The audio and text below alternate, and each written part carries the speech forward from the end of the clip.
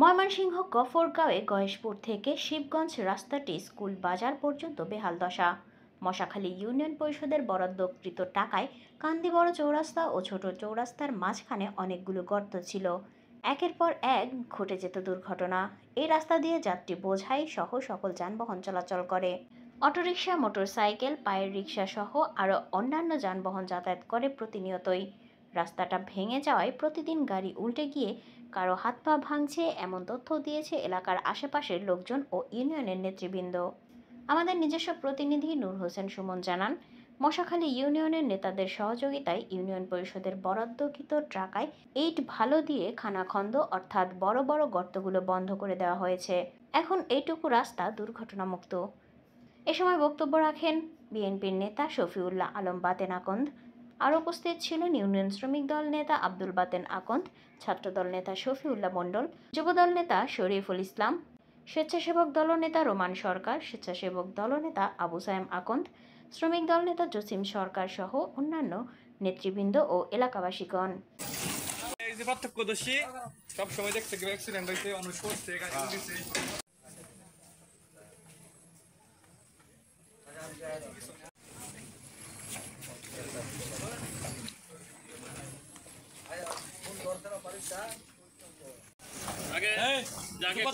দুই বছর যাবৎ বাংতি ছিল আওয়ামী লীগ ক্ষমতা থাকতে।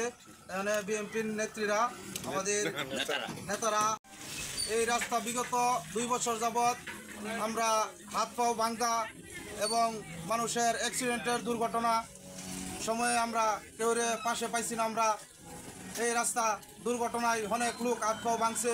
আমাদের বিএনপির বাইরা, ছাত্রদল, যুবদল সবাই ঐক্যজোট হয়ে এই রাস্তাটা ভালোভাবে মেরামত করছে, তারা নিজ নিজ দায়িত্বে, এবং আমরা খুশি আছি এবং গাড়ি চালাইতে আমাদের একটু ভালো হচ্ছে।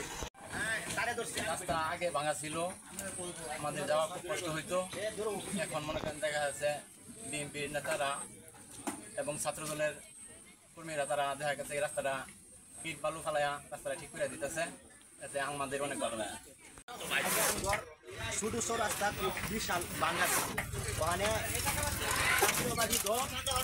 বয়স্ক লোকেরা সবাই মিলিয়া এই রাস্তাটা ঠিক করছে। আর বালু টালু ফালাইয়া মেলা লোক অসুস্থ হয়েছে, হাত পাও সব ভাঙছে, মেডিকেলও আছে ওখানে, তাদের উচিল্লা এই রাস্তাটা ঠিকঠাক হয়েছে। ধন্যবাদ। আমাদের গয়েশপুর টু কাউরাইদ রাস্তা, এই গয়েশপুর টু শিবগঞ্জ রাস্তা এত বেহাল অবস্থা, দুর্দশায়, যা চলাচলের অনুপযোগী হয়েছিল। বিগত সময়ে আমরা এখানে একটু উল্লেখযোগ্য জায়গা, যেখানে উপজেলার সাবেক চেয়ারম্যানের বাড়ি এবং মশাখালী ইউনিয়ন সাবেক চেয়ারম্যানের বাড়ি, এই অবস্থা, দুর্দশা রাস্তা। মনে হয় এই গফরগাঁও উপজেলা কোথাও আছে কিনা, খুব চিন্তিত।